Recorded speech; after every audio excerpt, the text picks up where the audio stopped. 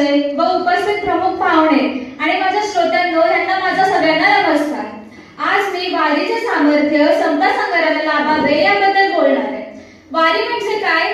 वारी म्हणजे देवाच्या दर्शनासाठी लागलेली एक ओढ आहे। संत तुकाराम महाराज, संत ज्ञानेश्वर महाराज, संत जोगोबा यांच्यासाठी एक चालणारी पंढरपूरकडे वारी आहे। हे झाले वारीचे, पण समता संघाचे लाभ म्हणजे काय? मित्रांनो, वारकरी संप्रदाय हा आपल्या महाराष्ट्राचा एक अभिमान आहे। वारकरी म्हणजे विठ्ठल भक्त आणि वारी म्हणजे भक्तांचा एकत्र प्रवास। पण तो केवळ धार्मिक नव्हे तर सामाजिक एकतेचा प्रवास आहे। वारीचे म्हणजे की सगळे लोक एकत्र चालतात, एकाच दिंडीमध्ये, एकाच झेंड्याखाली व एकाच नावाचा गजर करत विठ्ठल विठ्ठल जय हरी विठ्ठल, विठ्ठल विठ्ठल जय हरी विठ्ठल। तिथे कोणाची भाषा बघितली जात नाही, कोणाची जात विचारली जात नाही व कोणाची संपत्ती देखील मोजली जात नाही।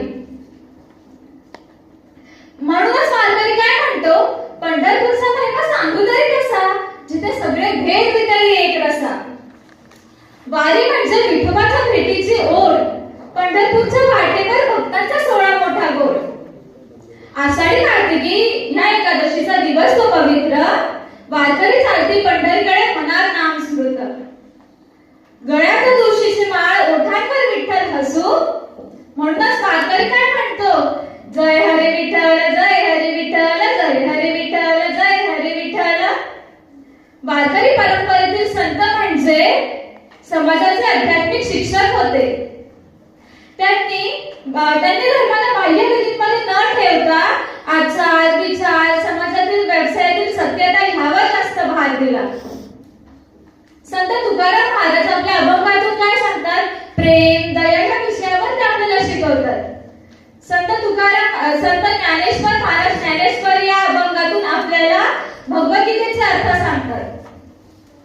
म्हणूनच संत तुकाराम महाराज काय म्हणतात, संतांची वाणी अमृताची खाणी।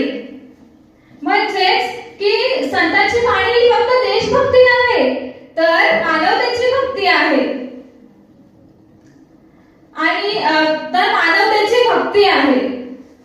वारकरी विद्रोही नाही, पण त्याचा विद्रोह हा